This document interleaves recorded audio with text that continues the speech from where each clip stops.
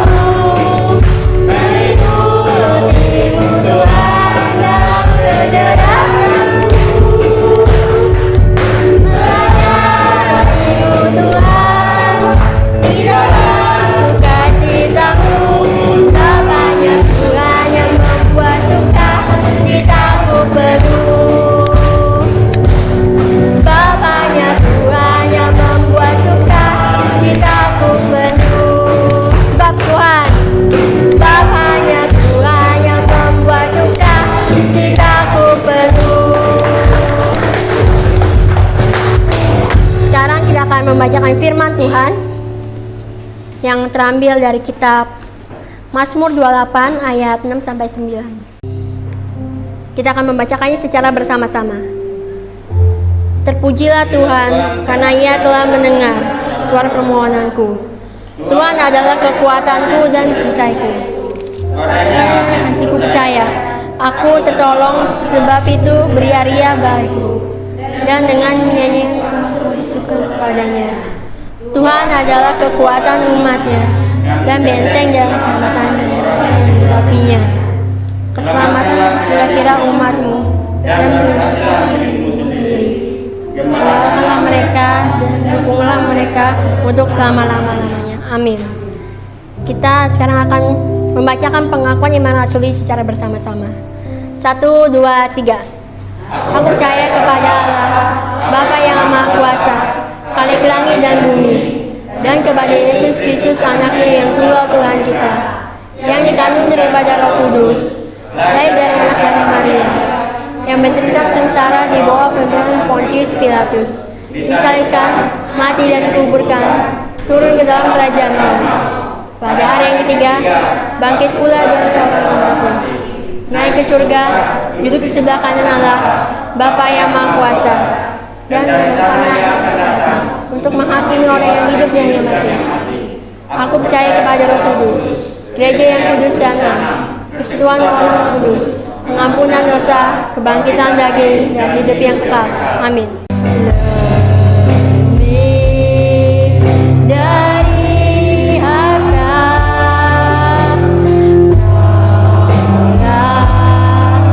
segalanya, tenanglah jiwamu dalam hadiratmu. Kau tunjukkan kasih setiamu, kau menyediakan yang terbaik, kau setia, kau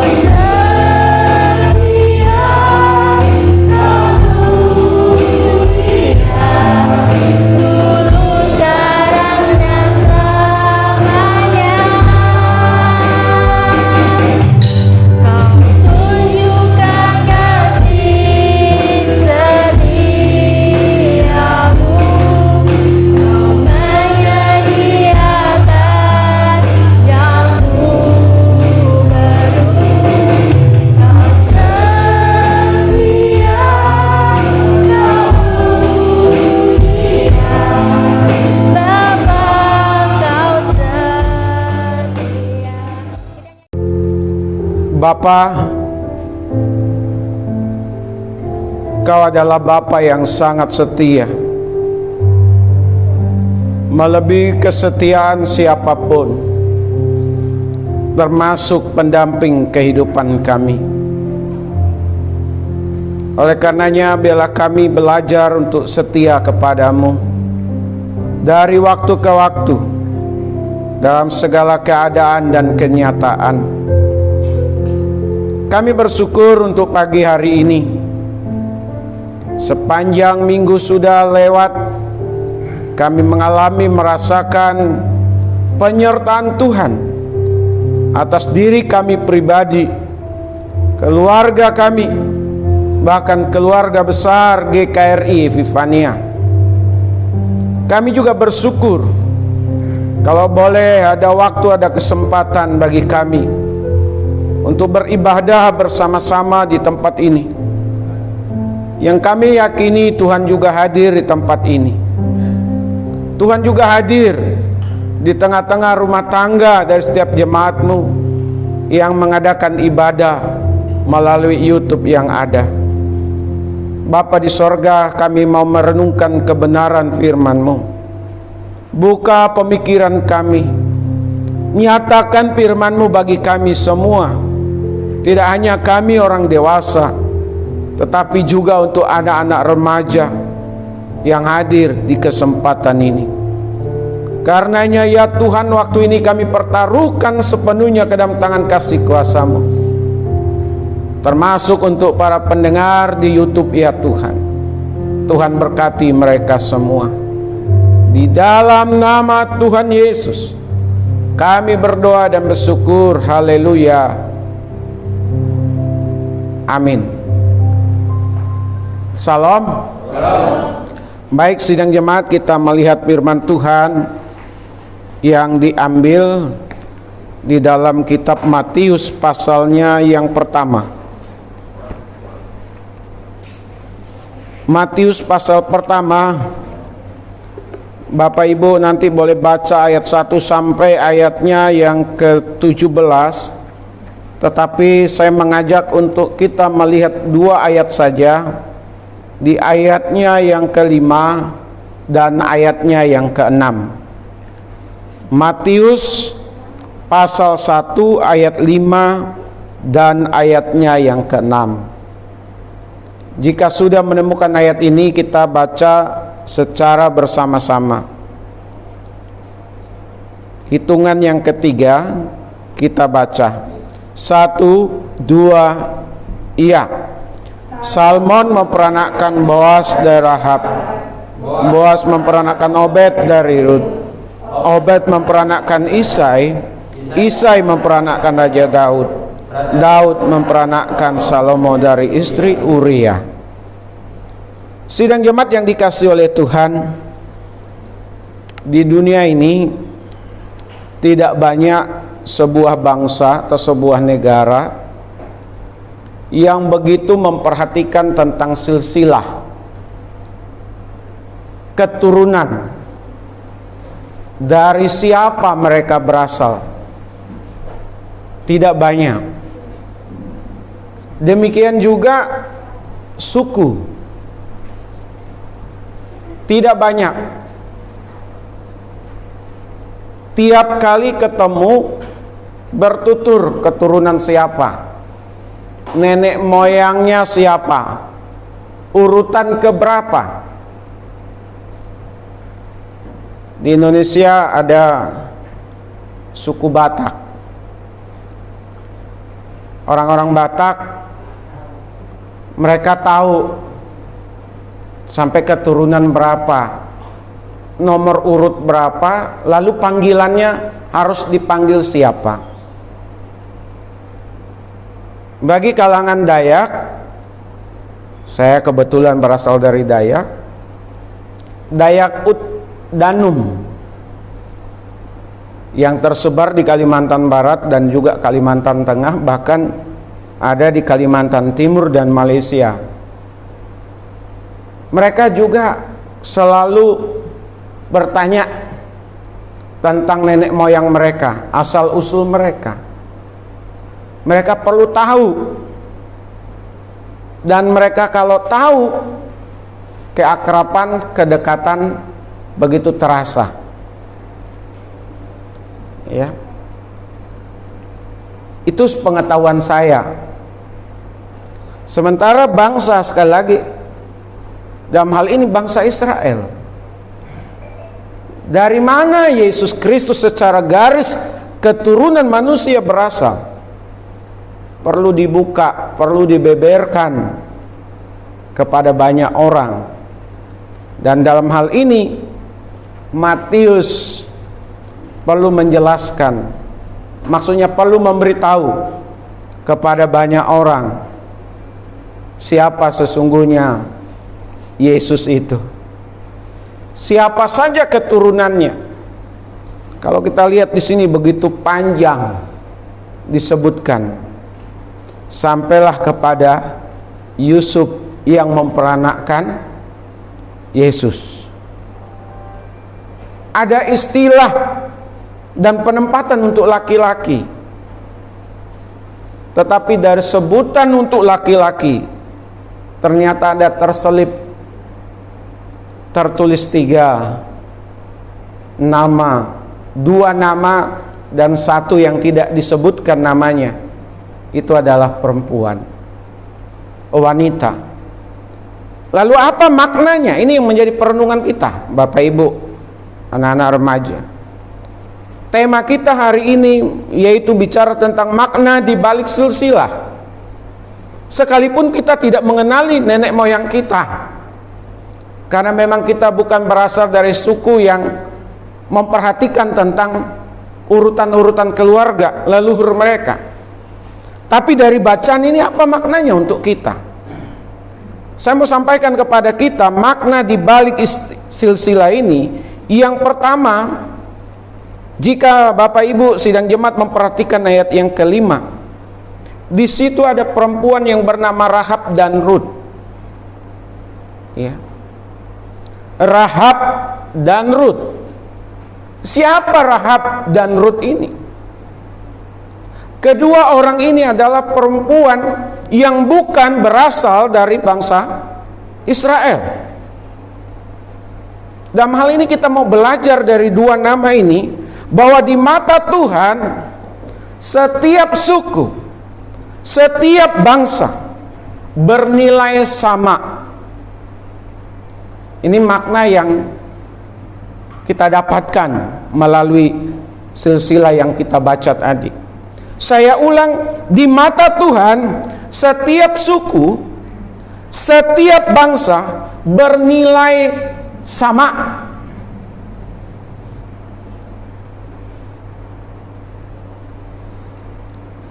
Bagi bangsa Israel, di luar bangsa Israel, bangsa-bangsa itu dianggap mereka tidak bernilai. Kedudukan mereka di luar bangsa Israel itu rendah adanya. Bukan bangsa yang istimewa, bukan bangsa yang unggul. Tapi kita belajar pada kesempatan ini melalui Matius dalam penulisan silsilah, ternyata di mata Tuhan, ini yang harus kita pahami, bahwa setiap suku, setiap bangsa nilainya sama. Amin. Tuhan tidak membeda-bedakan bangsa yang lebih unggul, suku yang lebih unggul dibandingkan bangsa atau suku yang lain. Lalu mungkin Bapak Ibu bertanya, kenapa bangsa Israel menjadi bangsa pilihan Tuhan? Jangan-jangan bangsa Israel ini memiliki kelebihan dibandingkan dengan bangsa yang lain? Tidak, sidang jemaat. Bangsa Israel dipilih Tuhan bukan karena bangsa Israel itu lebih hebat dari bangsa yang lain, tetapi karena kasih karunia Tuhan. Amin. Melalui bangsa ini, bangsa Israel, Tuhan mau menyatakan dirinya kepada bangsa-bangsa yang lain supaya mereka juga mengenal dan hidup bagi Tuhan, memberi diri untuk Tuhan. Sekalipun kita ini bangsa Indonesia dan dianggap bukan negara maju, sebagai negara terbelakang tadinya, lalu negara yang masih dalam tahap membangun, naik kelasnya, yaitu menjadi bangsa yang berkembang, negara yang berkembang, tidak sama dengan negara-negara maju. Negara maju dianggap jauh lebih bernilai dibandingkan negara yang sedang berkembang dan negara yang terbelakang.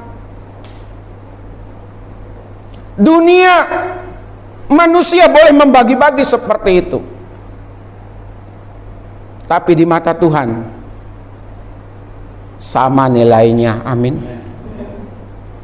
Yesus Kristus datang hingga mati di atas kayu salib untuk semua suku, untuk semua bangsa di dunia ini. Kita tarik masalah suku dulu. Semua suku sama nilainya di hadapan Tuhan. Tidak ada suku yang jauh lebih hebat, jauh lebih unggul, superior, yang lain inferior, yang lain diagung-agungkan, yang lainnya lagi direndahkan. Maka tidak jarang kita mendengar suku yang satu menghina suku yang lainnya. Pada saat terjadi saling menghina, yang terjadi adalah perang, saling membunuh satu terhadap yang lain. Bukan damai sejahtera yang didapat. tetapi malah petaka. Makanya kita harus hati-hati dalam bermedia sosial. Jangan sampai kita menghina suku yang lain. Amin. Jangan sampai kita menghina bangsa atau negara lain. Jika terjadi pelaporan dan banyak yang melapor, maka kena undang-undang IT, dianggap rasis, dan itu akan diproses secara hukum. Karena Tuhan melihat, Tuhan memberitahu kepada kita bahwa setiap suku, setiap bangsa di dunia ini bernilai sama. Maka kita sebagai orang yang percaya kepada Tuhan Yesus, hendaknya kita juga mengikuti cara Tuhan menilai setiap suku, setiap bangsa, setiap negara. Amin. Jangan kita merasa suku kita lebih rendah dari suku yang lain. Jangan juga kita merasa suku kita lebih tinggi dari suku yang lain, lebih bernilai atau lebih berharga dari suku yang lain. Tidak. Sama di hadapan Tuhan. Amin.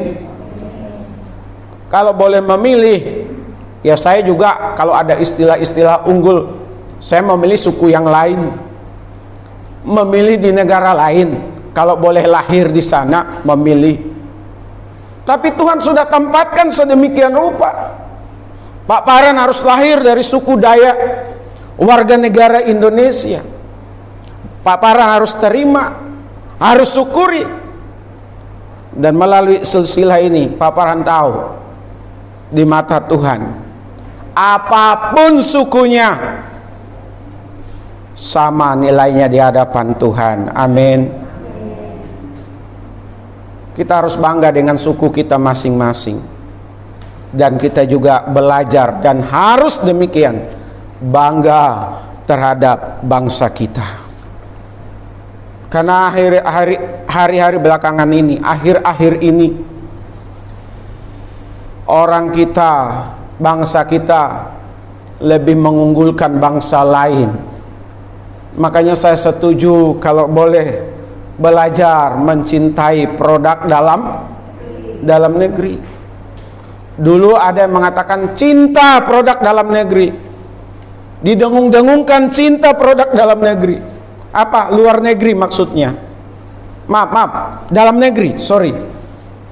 Cinta produk Indonesia, tapi yang dia kenakan, yang dia pakai produk luar negeri. Jadilah sebagai suku, sebagai bangsa, sebagai negara yang senantiasa bangga dan menghargai, bangga terhadap sukunya, bangga terhadap bangsanya, tapi juga menghargai suku bangsa yang lain. Amin.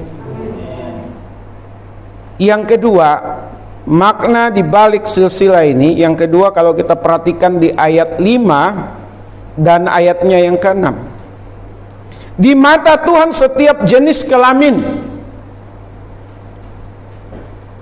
bernilai sama. Saya ulang ya. Setiap jenis kelamin berarti laki-laki dan perempuan bernilai sama di hadapan Tuhan. Bagaimana Pak yang jadi-jadian? Ya, kalau ada di antara Bapak Ibu yang memberikan pelabelan terhadap mereka yang jadi-jadian, yang laki menjadi yang perempuan, yang perempuan jadi yang laki-laki, kan ada. Yang penting ada duit, referensi di negara mana, tinggal ganti. Suara berubah, body tubuh berubah, tampilan baju berubah, jalan berubah, apa yang dikenakan berubah. Laki-laki jadi perempuan, perempuan jadi laki-laki. Tapi menurut Pak Paran semua sama. Amin. kembali di dunia ini. Yang terjadi adalah laki-laki selalu dianggap lebih unggul, lebih istimewa, lebih bernilai daripada seorang perempuan. Baik dalam tatanan kehidupan beragama maupun tatanan berkehidupan bersosial. Laki-laki selalu ditempatkan di nomor 1. Dalam musyawarah, dalam berpendapat, perempuan selalu disisihkan, tidak boleh berbicara, pendapatnya tidak didengar. Yang didengar adalah kaum laki-laki. Bapak Ibu sidang jemaat yang dikasihi oleh Tuhan, saya mau sampaikan kepada kita, karena di mata Tuhan setiap laki-laki dan perempuan sama nilainya, maka sekali lagi kita sebagai orang yang percaya kepadanya harus juga memiliki penilaian yang sama. Amin. Dalam hal keluarga, dalam hal berkeluarga, anak laki-laki, cucu laki-laki sama nilainya dengan anak atau cucu perempuan. Katakan amin.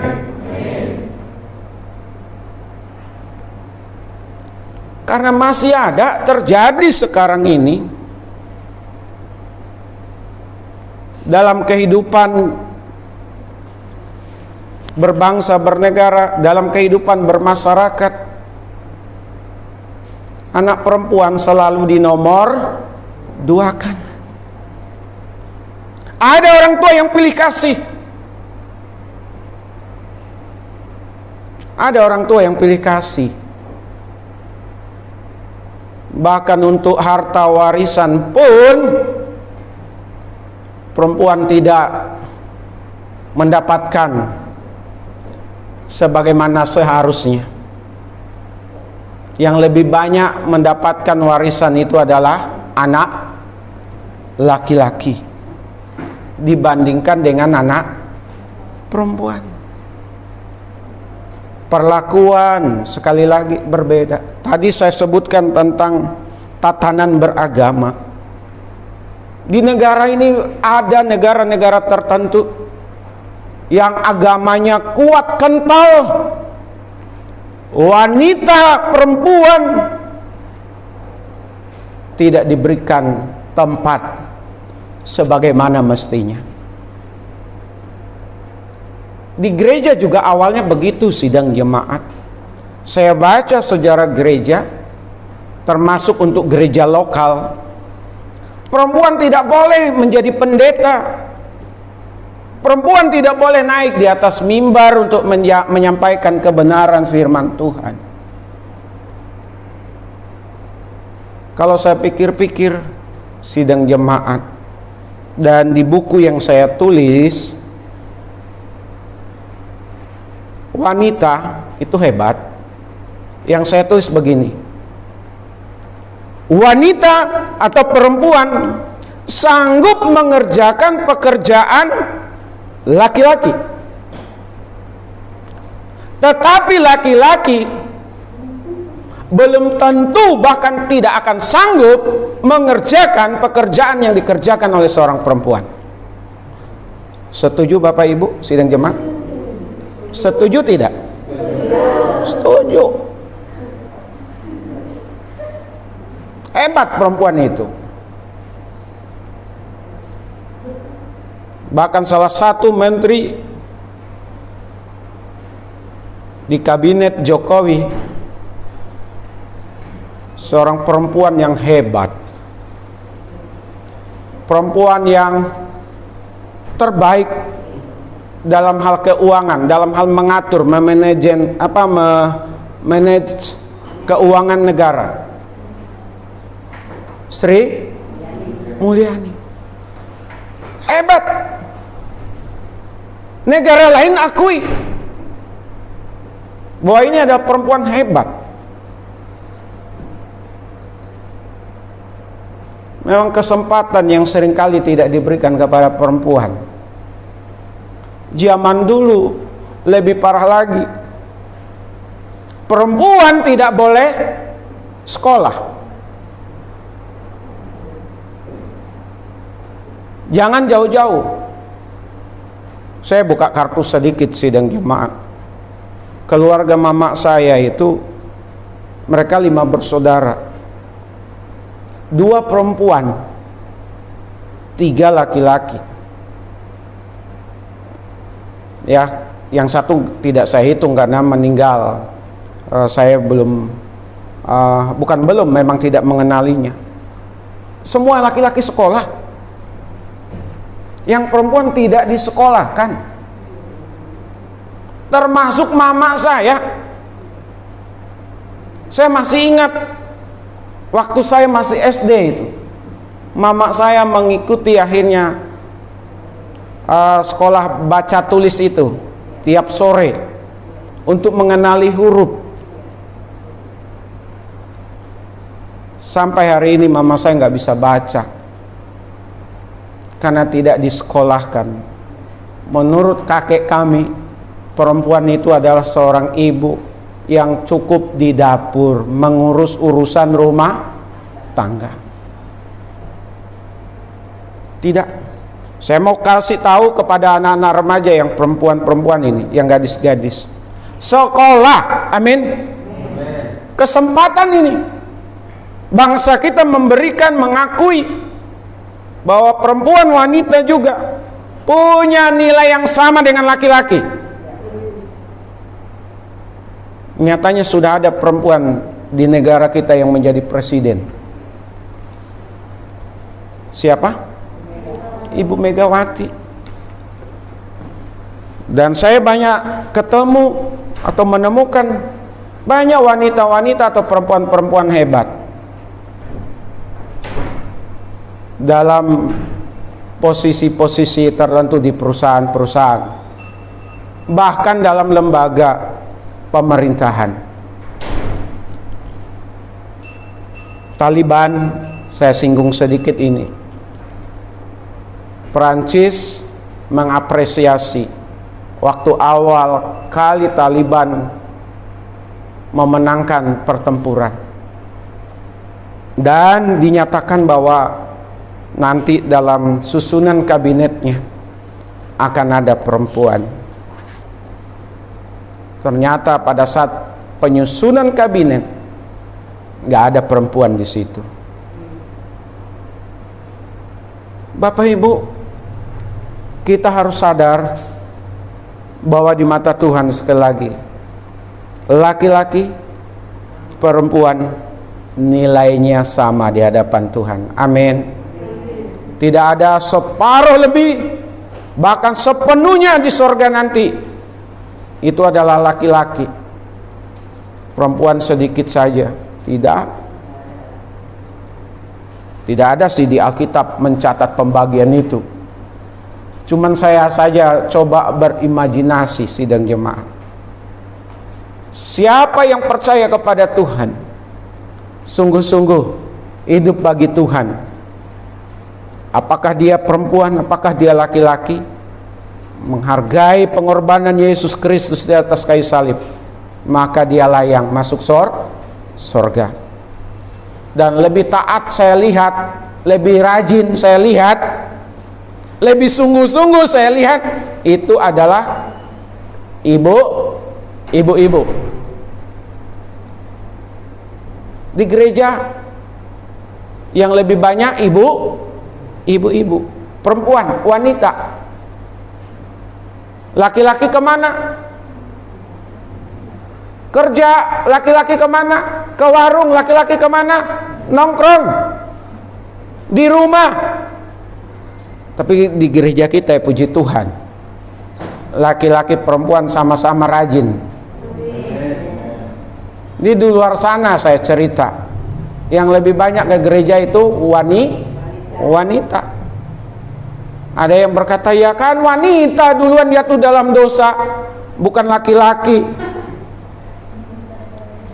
bukan siapa duluan yang jatuh, tapi kejatuhan Adam tidak lepas dari tanggung jawab kejatuhan Hawa tidak lepas dari tanggung jawab dari Adam, pria. Yang kedua, yang ketiga sidang jemaat, makna di balik silsilah ini bahwa di mata Tuhan setiap orang yang disisihkan, setiap orang yang ditindas, setiap orang yang tidak dihargai, setiap orang yang dikorbankan, yang hidupnya bagi Tuhan, orang tersebut diangkat Tuhan. Amin. Saya ulang, di mata Tuhan setiap orang yang disisihkan, dikorbankan, dirampas hak-haknya, termasuk hak hidupnya, di mata Tuhan sekali lagi diangkat, diperlihatkan, ditampilkan. Siapa itu sidang jemaat? Kita bisa lihat di ayat 6. Disebutkan siapa di situ? Istri Uria. Betul ya? Di ayat 6. Istri Uria. Kenapa tidak disebut namanya Betseba, tapi yang disebut, yang ditulis Uria?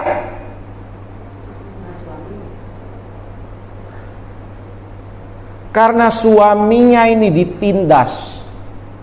Saya mau pakai istilah itu, disisihkan, diambil haknya. Uria ini sedang berperang bagi Daud. Daud enak-enak di rumah, nyantai, ya. Tadi saya tidak sebutkan Rahab, nanti baca di kitab Yosua ya. Rahab ini memang bangsa asing, tapi dia sungguh-sungguh hidup di dalam Tuhan, percaya, beriman kepada Tuhan. Melalui Rahab, dua pengintai itu diselamatkan. Saya mundur ke belakang. Sedangkan Rut juga bangsa asing, ya, tapi karena dia beriman kepada Tuhan, dia tinggalkan kampung halaman, bangsa negaranya, dia ikut Naomi mertuanya karena imannya. Tetapi mengenai Uria ini, Uria berperang, Daud nyantai di rumah. Lagi nyantai, melihat perempuan sedang mandi, dipanggil, diselingkuhi, sampai hamil. Lalu Uria dipanggil pulang. Strategi Daud luar biasa. Disuruh pulang, makan dan lain sebagainya. Setelah di istana, lalu diminta pulang ke rumah. Tujuannya apa? Supaya ngumpul bersama dengan istrinya. Nanti kan pulang dari situ dia pergi lagi berperang. Kalaupun nanti ketahuan hamil karena suaminya, mau menutupi apa yang dibuat oleh Daud. Tapi Uria tidak. Uria tidak pulang. Dia memikirkan kawan-kawannya yang mempertaruhkan hidup mati di medan pertempuran. Karena strategi Daud gagal, dia tahu Uria tidak pulang. Ini pasti terbongkar suatu saat. Tidak ada cara lain. Dia tulis surat, dikirim berita melalui Uria sendiri, dibawa ke pimpinannya di medan pertempuran, supaya Uria ditempatkan di paling depan, dijadikan pion tameng, supaya segera berakhir kehidupannya. Sidang jemaat, benar, dia sendiri tidak tahu apa isi surat itu. Berita yang dia bawa itu dia tidak tahu. Pada saat terjadi pertempuran, Uria meninggal. gugur di medan laga, di medan juang. Udah bebas bagi Daud untuk mengambil istri Uria. Selesai. Tapi lihat Alkitab mencatat Tuhan memakai Matius mengangkat orang-orang yang disisihkan, mengangkat orang-orang yang dirampas hak-haknya, termasuk hak hidupnya. Tuhan angkat sedemikian rupa. Kita belajar di sini. Sekalipun di antara kita mungkin Bapak Ibu mengalami hal-hal yang pahit sepertinya, tapi di mata Tuhan ada waktunya Tuhan, saatnya Tuhan. Semua tepat pada waktunya. Tuhan akan angkat. Amin. Tuhan akan pulihkan. Bukan Batseba yang tercatat dalam silsilah yang penting ini, tetapi disebutkan istri Uria. Bapak Ibu sidang jemaat yang dikasihi oleh Tuhan, orang coba mau nutup-nutupi, orang coba mau mengelabuhi, tapi sekali lagi saya senang memakai istilah, kalau emas, kalau permata dibuang di comberan pun, maaf kata ya, tetap emas. Di mata Tuhan begitu juga manusia yang disisihkan, yang tidak dianggap, yang dikorbankan dan lain sebagainya. Bukankah permainan itu selalu ada di sekitar kita? Tapi ingat, Tuhan tidak pernah tutup mata. Ini penghiburan untuk kita sekalian sidang jemaat. Jadi apa makna di balik silsilah ini? Yang pertama, di mata Tuhan setiap suku, setiap bangsa bernilai sama. Di mata Tuhan setiap jenis kelamin, laki-laki maupun perempuan, bernilai sama. Yang ketiga, di mata Tuhan setiap orang yang disisihkan, yang dikorbankan, yang diambil hak-haknya, termasuk hak hidupnya, cepat atau lambat, suatu hari ada waktunya akan diangkat oleh Tuhan. Amin. Tuhan Yesus memberkati kita semuanya. Amin.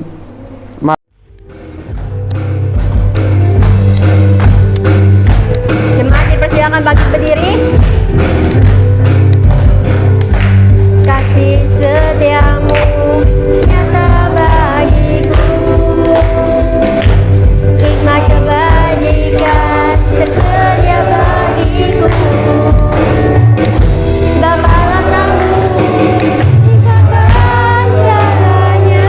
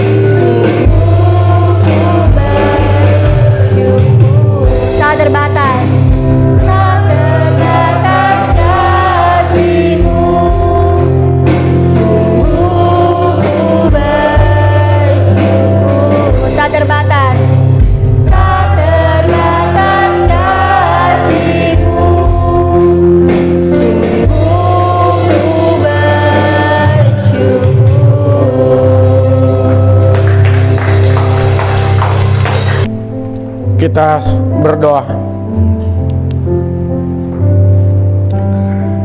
Terima kasih ya Tuhan untuk ibadah kami, pelayanan kami yang sudah berlangsung dengan baik dari awal, pertengahan hingga akan berakhirnya ini.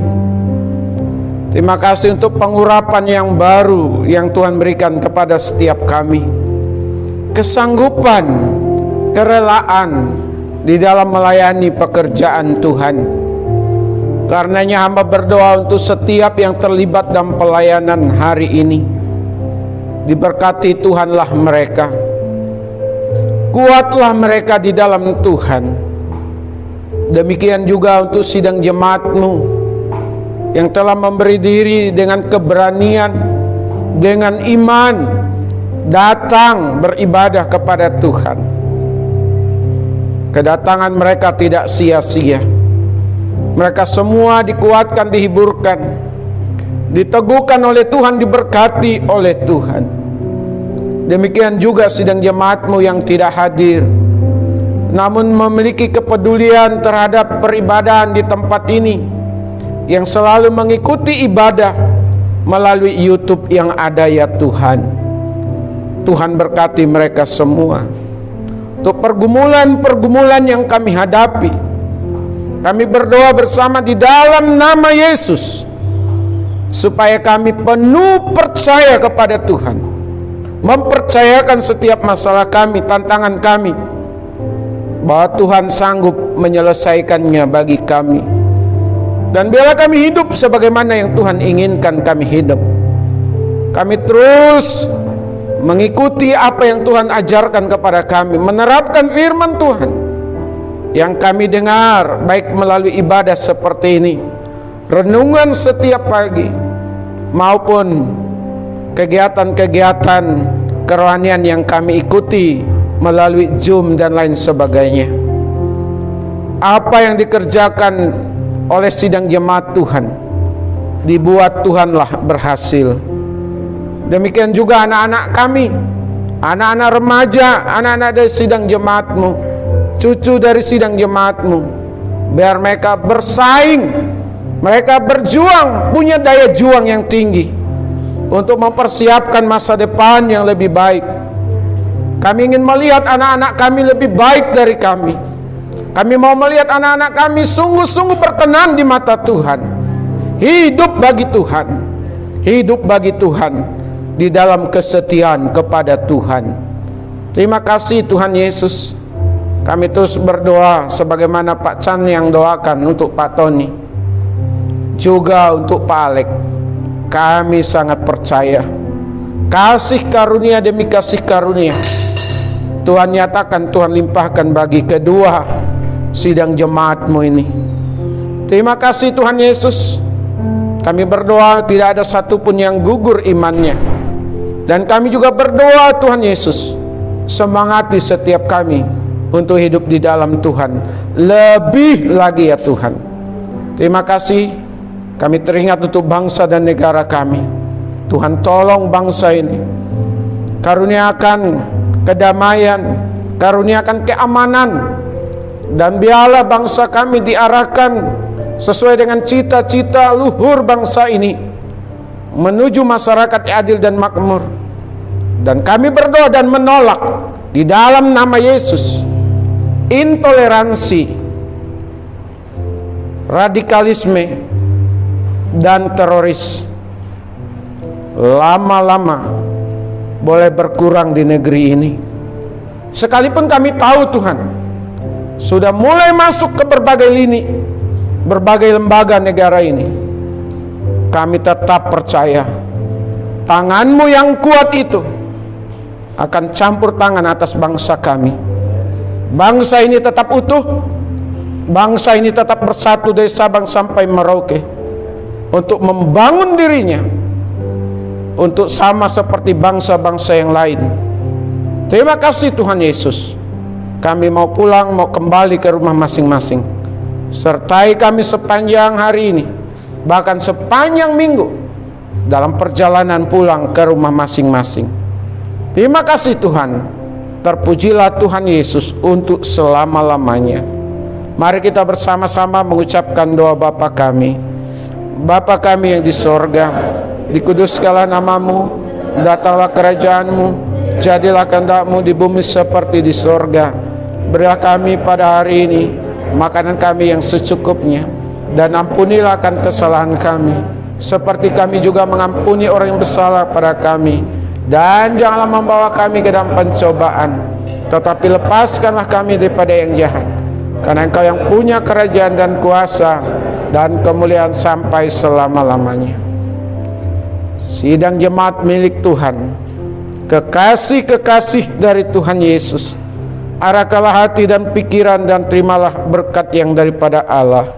Adapun kasih karunia dari Bapa kita di sorga, damai sukacita di dalam Tuhan Yesus, pimpinan penghiburan pengajaran dari Roh Kudus menyertai kita sekalian hari ini, besok, bahkan sampai selama-lamanya. Amin.